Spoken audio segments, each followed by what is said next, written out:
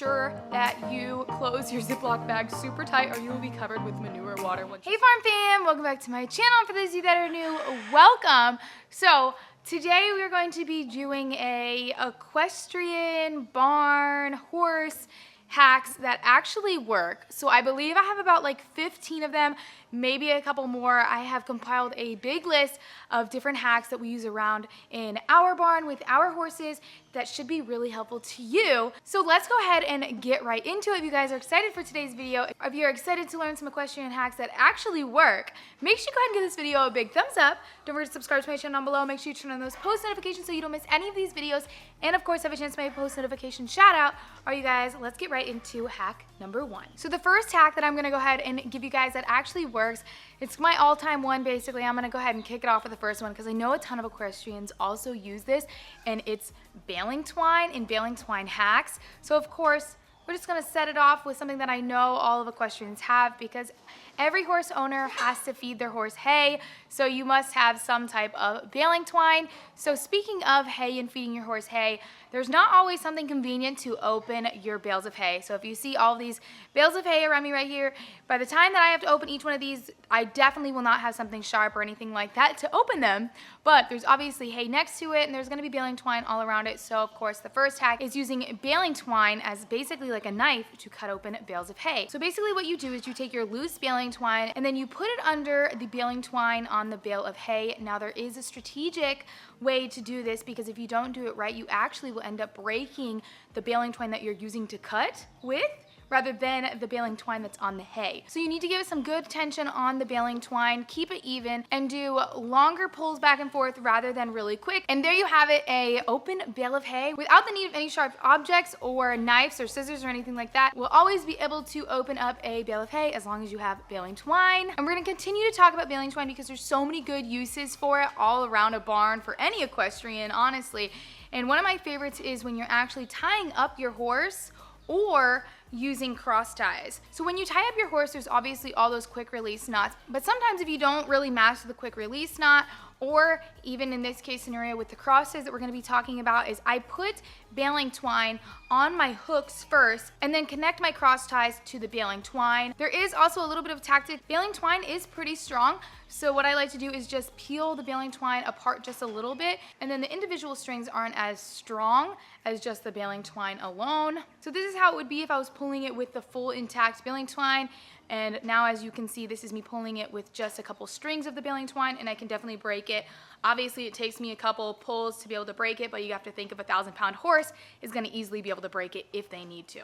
I believe that this is a really important one, because if you do have a horse that's fairly new on cross ties, or even just in general if they've been on cross ties for a while, but if they get spooked by something or just not in the mood and they pull back, it gives them the opportunity to pull back and possibly break the baling twine so that it doesn't cause them to flip over or even potentially break whatever structure the cross ties are on. The next couple hacks that we're going to talk about are actually going to be used for tack purposes. So our first one is going to be the proper tying up of the things on your Western saddle. So your latigo and your cinch, how I properly hook them up so that I'm not carrying my saddle with my cinch on the ground and me tripping over latigos.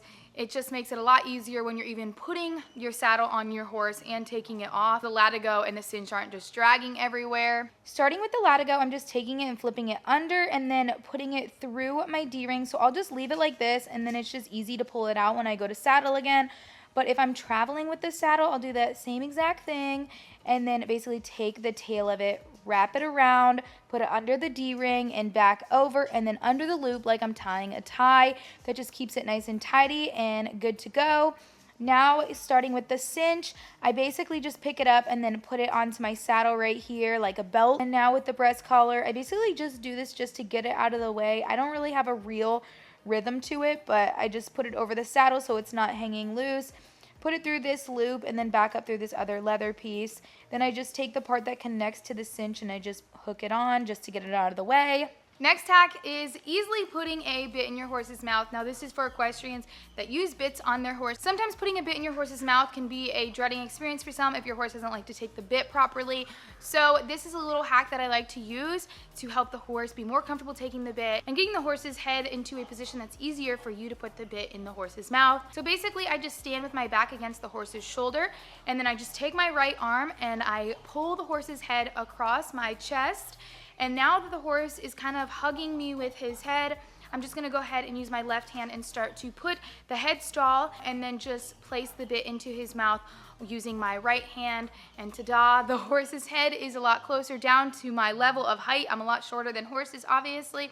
And it also gets them to put that bit in their mouth a lot easier without trying to throw their head up and make it really uncomfortable for both the horse and the rider. Next up, this is a really interesting one that I like to use.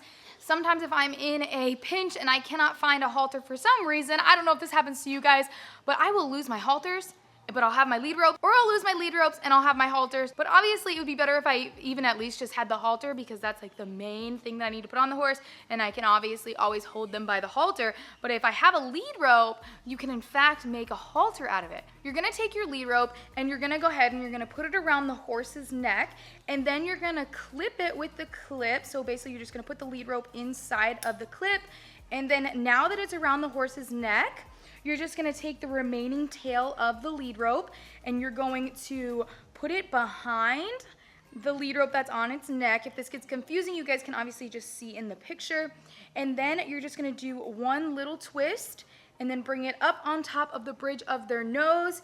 And then there you have it. This lead rope isn't very long, but it does still provide me with a little bit of a tail of a lead rope just to get the job done so that I can halter and lead the horse with just a lead rope.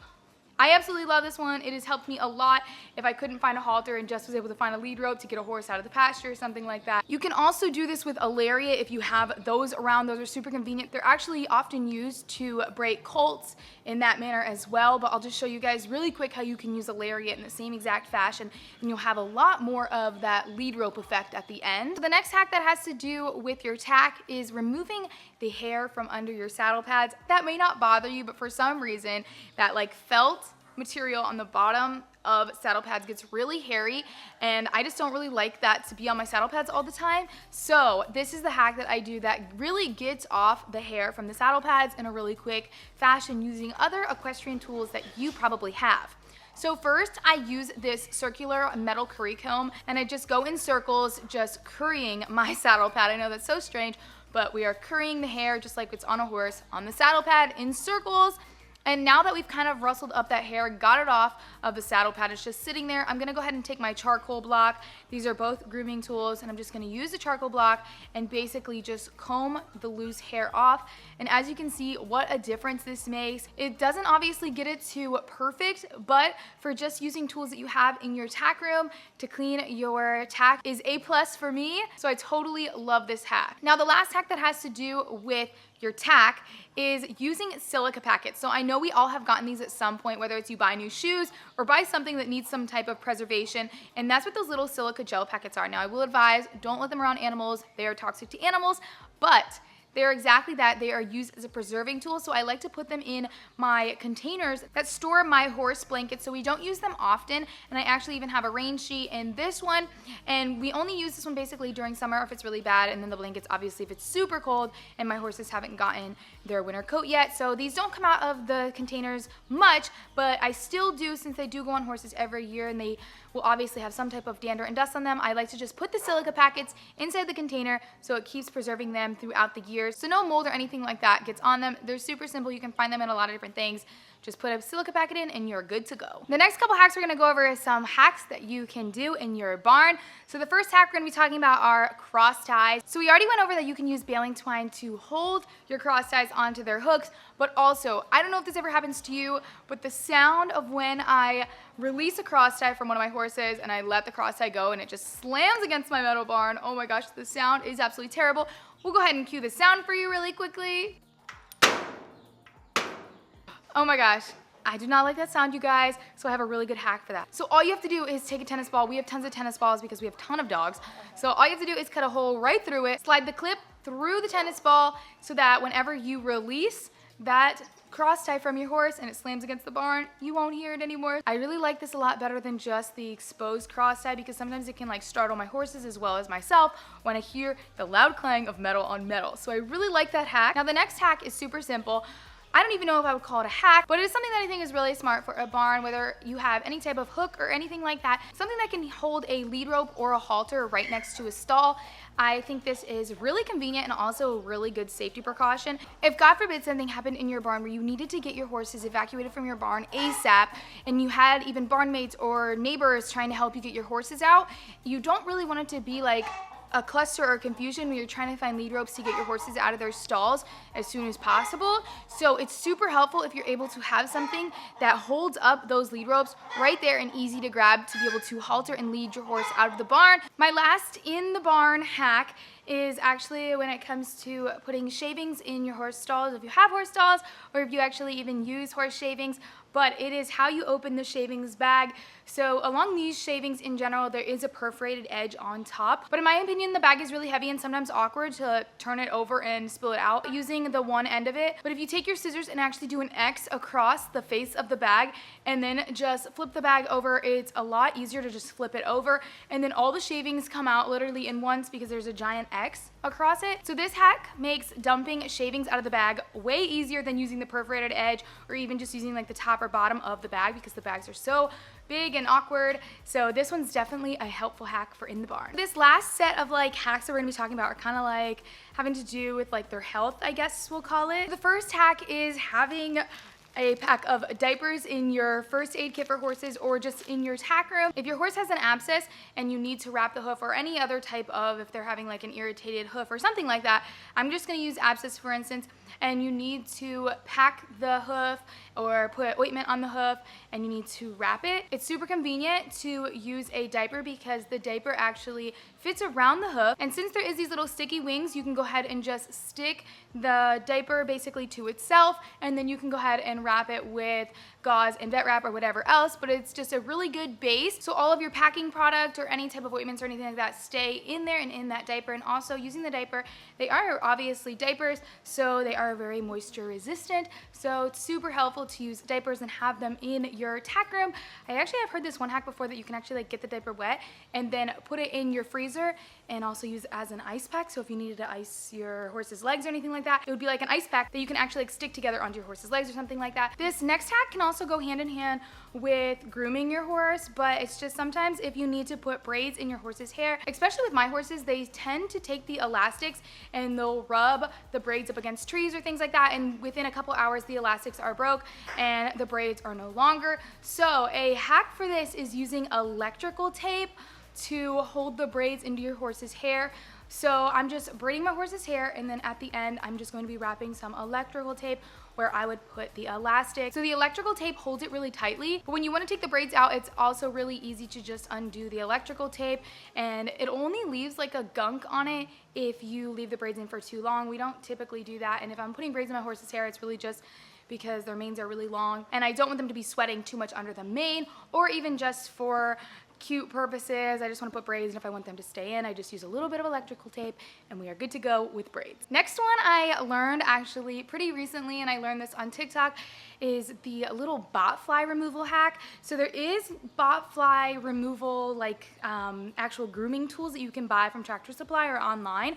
But if you have these little like dermaplaning razors at home, or like people call them eyebrow razors, these do the job perfectly. So as you can see, we just put the razor against where the bot fly is, and they look like little pollen. For the longest time I thought they were pollen, but they are in fact bot flies. So you just go ahead and lightly just use the razor to just remove those bot flies. It's super simple. I will say though, since it is a razor, the hair is actually being removed as well, but it's a tiny little bot fly, so you shouldn't really notice any actual like hair removal or bald spots or anything like that. It just takes a little bit of hair off of it, but the bot flies are gone in an instant.